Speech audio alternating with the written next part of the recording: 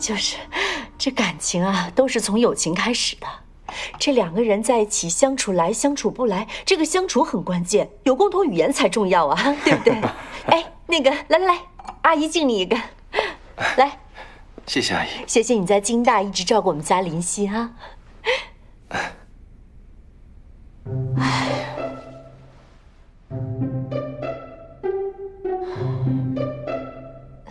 走了。他平时不这样。能不能别进来进去的了？我们赶紧吃吧。那咱们吃吧。来，年轻人不禁饿，别给孩子饿坏了啊！我帮你。哎，我们家这鱼呀是老夏秘制的，这叫私房菜。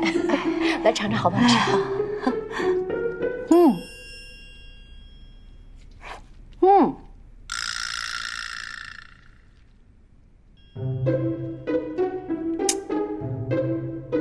小希，你是不是回来的时候太累了，饿着了？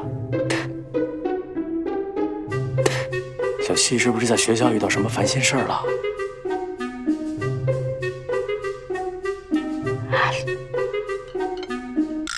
现在的孩子都太不容易了，主要是压力太大啊！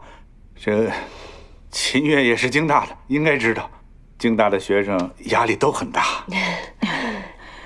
陈总，哎，小希平时有什么兴趣爱好吗？哦，他6岁就学钢琴了，高1的时候已经钢琴10级。哎呦，但是我高中作业太多了，后来就不弹了。爸妈，小希呢，他是以江明市理科状元的身份考入京大的，高考那会儿确实没有什么时间，所以钢琴确实没有办法练。是我自己不想弹的，而且是我妈逼我要弹，能逃过练琴，不知道我有多开心呢。叔叔阿姨啊，其实我就是一个普通人，能考上京大那简直就是运气好。这当然呢，也要感谢我的妈妈，要不是她逼我，我也很难考上呢。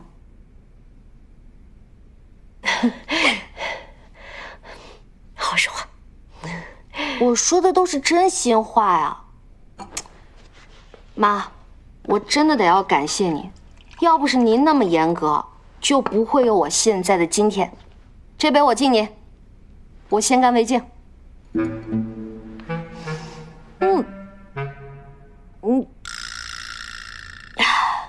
这个红酒啊，我喝不惯，我去买瓶白的去。哎，都是我把他惯的，我去把他追回来。陈总，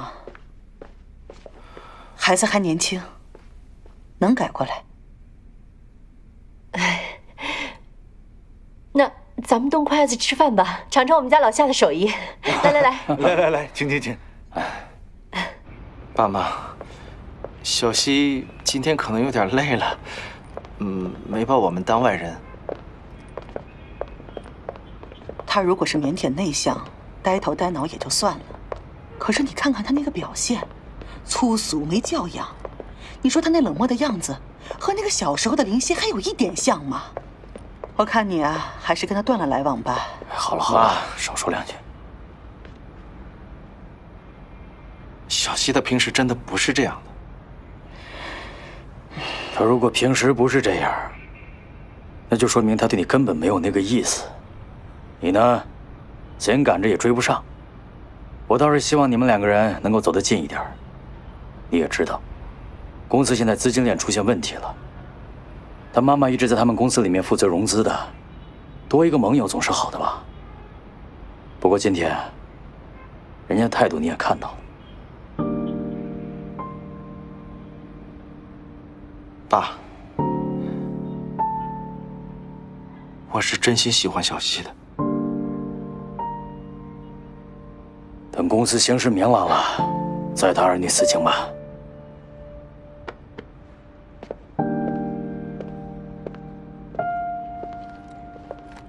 走吧，儿子。